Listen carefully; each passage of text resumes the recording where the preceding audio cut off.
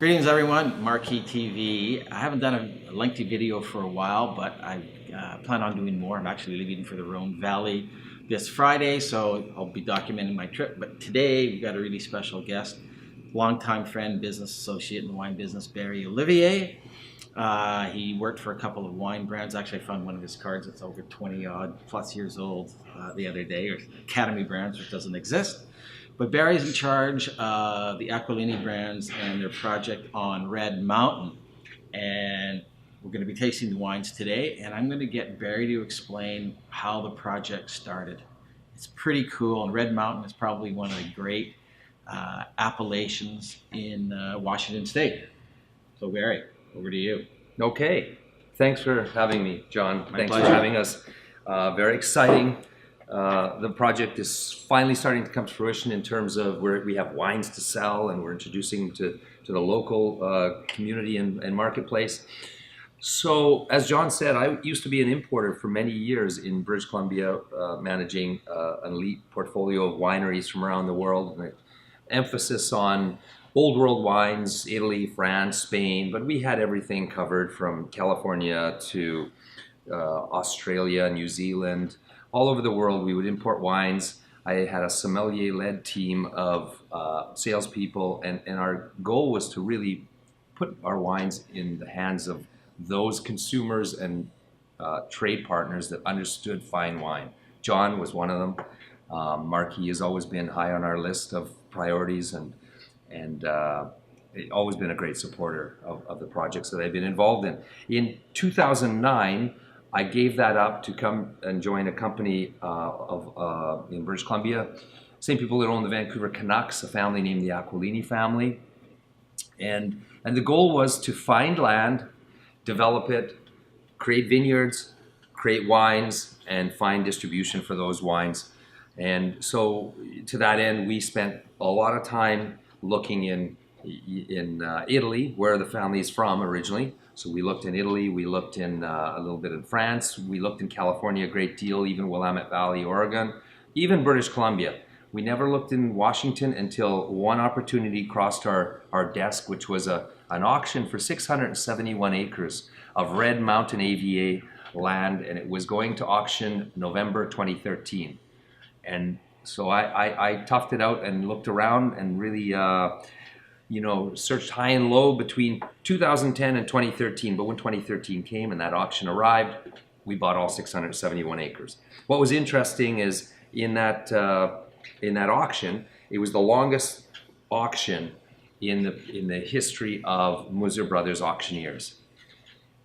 They usually last about an hour. This was a 4.5-hour auction, because Duckhorn was in the room, Gallo was in the room, Chateau Saint Michel, a bunch of big players that all wanted a piece of that land. Aquilini, like I said, we bought it all, and then we, put our work hats on and tried to figure out how to plant this to the highest possible potential.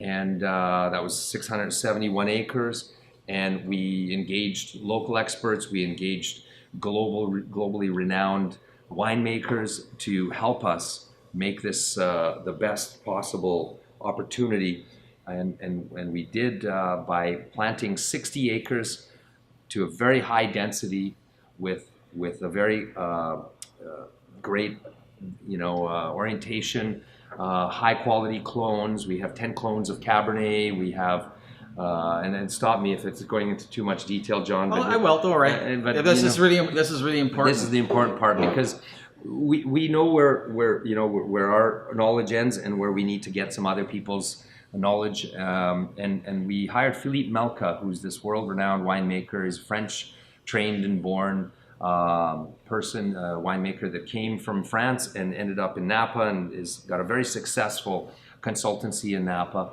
And we hired him to guide us and tell us where to plant what, how to plant it. And in 2014, we made our first wine with Philippe, and we quickly sold out of that. And in 2015, we made more wine, and we have those in front of us.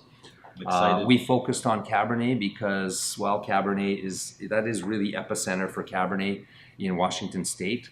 All over the state, people were buying Red Mountain grapes for their top cuvées and top blends. So you may not see Red Mountain on a label very often, but granted, it's always in the top blends of The top wineries. All the Red top Mountain. wineries. So just a little backstory on that. The most famous vineyard on Red Mountain was Clipson Vineyard. Correct. It was owned by the Gellises, who just sold it. Correct. Right? And whenever Washington State wine people would come up, Patricia Gellis would come up. That's how I met her 20 plus odd years ago. And she was the only vineyard owner that would travel with the winemakers, because she understood about, how do you promote a vineyard, which is a nebulous kind of concept, but she understood it. And she would sell her fruit to specific people to see their interpretation on it. And eventually she whittled it down. And of course, as we know, all sold it. But Red Mountain's a really difficult place to make wine, because the soil is I think it's highly alkaline, correct? Yes. Highly alkaline, and if you don't tame the tannins, and if you don't work, you get wines that are way out of whack. They're just virtually undrinkable. And the best guys that made wine, and there's Jim Holmes also up on Cellars next door. Yeah. But Quilceda Creek used to get grapes there. Marty Club used to get grapes. Seven Hills, Woodward Canyon. She'd like selling to those guys. Now I don't know. I think big conglomerate bought Terlato. Terlato bought it. Yes. Yeah, Out of Chicago. Out of Chicago. So, and also with Washington State, you can buy as much land as you want. You can have all the dreams that you want to plant vineyards. If you don't have water rights, you got nothing. Yeah. And this is the beauty of Red Mountain, is this 671 acre piece of land came with water rights. That's right. Otherwise, it would be worthless. It was 671 acres owned by the Kennewick Irrigation District, which is an arm of the government at one time, broke off and became its own irrigation district. And to sell the land, they knew they had to put in an infrastructure to supply water. You have to, otherwise. So that's why it took until 2013 for them to put it up on the block and sell. But the land itself had been fallow since the 20s, and even beyond, we don't know, there's no records, but it was not like there was orchards on it or apples, cherries, pears, nothing. Fallow land, clean canvas, and that to a winemaker is very attractive. Really attractive. So let's start tasting. Yes. So what are we going to taste first? Is the Red Mountain Family Blend or the Red Mountain Cabernet? Is this a new trend that we do reds out, whites? I like after? that. You like rosé after? I would like to refresh the palate, because these are big rinds. It's like when you go to Burgundy, you finish with whites. This is true. So this is what we're going to do. I'll accept it. Okay, thank you. So we'll try the family blend first. Okay. The family blend is essentially what we have here is a top wine. Our winemaker is born and bred in Bordeaux, and his model, I've noticed at many wineries, is first wine, second wine, and so every effort is made to make a great expression of sight from the property, and throughout the élevage, you're likely to find some barrels that just don't behave or react the same way to the winemaking, and they end up in a declassified blend. So we have a first wine, which is the Cabernet, which is what John is pouring. In Zalto glasses, by the way. Zalto glasses, which are available here at Marquis. Probably some of the best glasses around. Now, I don't know who told you about them. Is it you? Yeah. Years ago, right? Yeah. I love these glasses. And so what you're conditioning your glass with right now is the Cabernet, but I'd suggest we do the family blend first, because it's the second wine. Oh, so you've got a Cabernet as your top wine, and you've got family blend, the second wine, which is a 1/3 blend of more or less 1/3 Syrah, Merlot, and Cabernet with a dollop of Petit Verdot. It sees the same time in oak. It sees the same combination of oak, but it's really the artistry of the winemaker and the blend, that he identifies some barrels as being more suitable for an earlier consumption style, and some barrels that are designed for a bit firmer, more concentrated, dense, structured style, and that becomes our Cabernet. No? Thank you. Welcome. And I just want to reiterate, historically in Bordeaux, a second wine was treated as kind of like the ugly stepchild. And in the last 10 years, that's changed. And the second wines are almost as good as the first wines were 25 years ago, 20 years ago. So the family blend is no way a second or an ugly stepchild. It's just it's a different expression of what. Different expression. Yeah. It's a blend, whereas the other, the Cabernet is 100% Cabernet, and it's just designed for earlier consumption.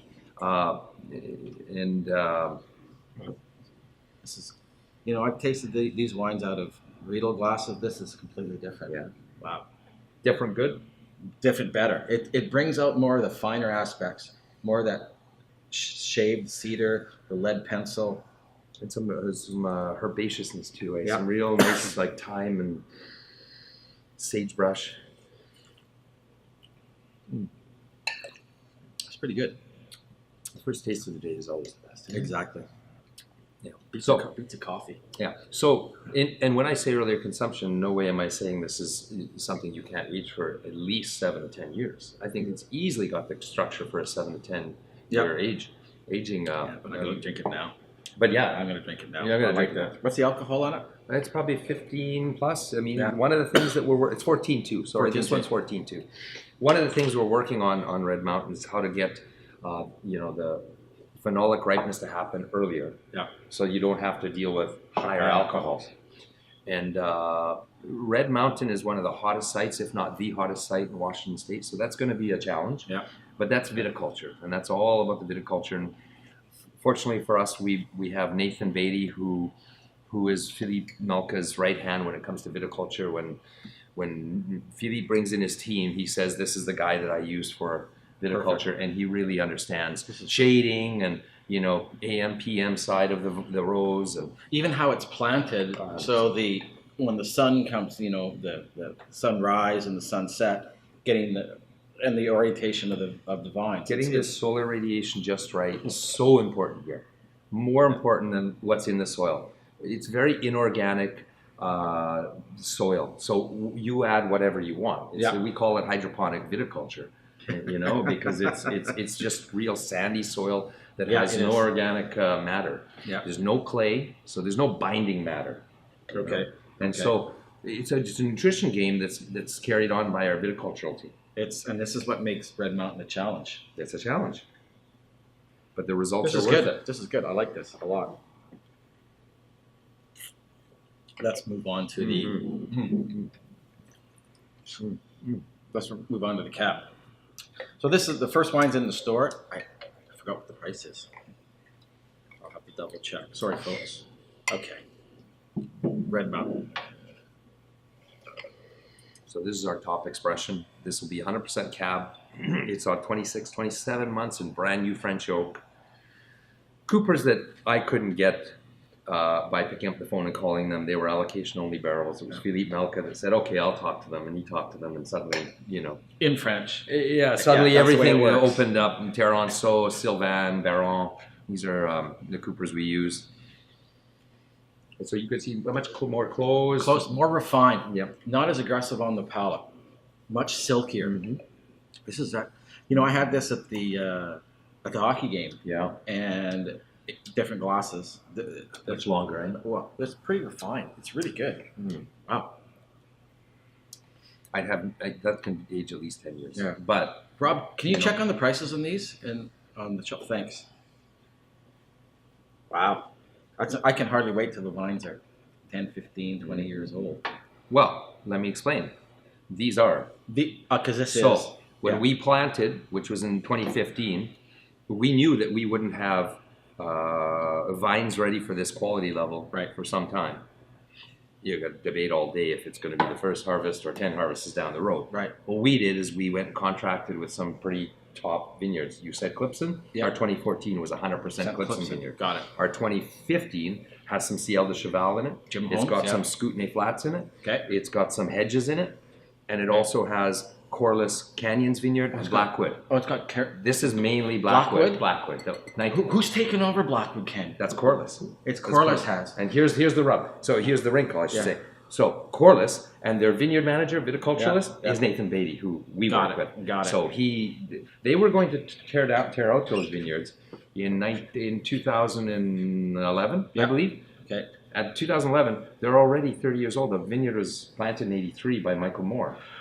I got You've a been story. there. I got a story of Michael Moore. I can't go on. Myself. Remember Randy Dufour? Yes, of course. We were there. We were kept hostage for 4 hours. We were getting hangry. The place was. He had great fruit, but the guy was. Yes. Bless his soul. Bless his soul. He was a pioneer. Pioneer in the area. Just an interesting place. Yeah, and we owe him a debt of gratitude because Absolutely. he planted this vineyard, and Yep. they wanted Michael Corliss wanted to pull it out. Yep. And in the end, Nathan convinced him to refurbish, not pull out, and that's what we have in this bottling. Yeah. 83 planting, old vines, old clonate, and that turns out that good. each year we use more and more of that Clonate? Cabernet. Cabernet. That Blackwood Blackwood. Canyon. Oh boy, that brings back memories. This is really good. So Quickly, the Aquilini Red Mountain is 7208 plus tax. Horseheaven Hills Syrah, which that's the Rosé. Rosé. is 3034, and the Red Mountain Family Blend is 3904. Okay, let's clear our palates up with the Rosé. What we're trying to achieve here, John, and I want to impress upon you is there's value at all levels. Yeah. At 74, there's value. Yep. At $30, there's value. And I think that, based on the response of the Vancouver Wine Festival last month, I think we are on the right path to delivering value in a high quality package, high quality profile. If this was from Napa, it'd be $180 or more. So You get to say that. I get to say that because You see it all. my you taste show. all the My show. I see it all the time. And the stuff that you find from Napa County and it's tough. It's a tough one.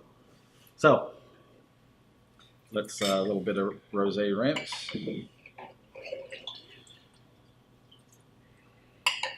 I love having the rosé out of Zalto. I really do. Great glasses. So tell us about the rosé. The rosé. So we buy this land in 2013. We're so enthusiastic with what we have.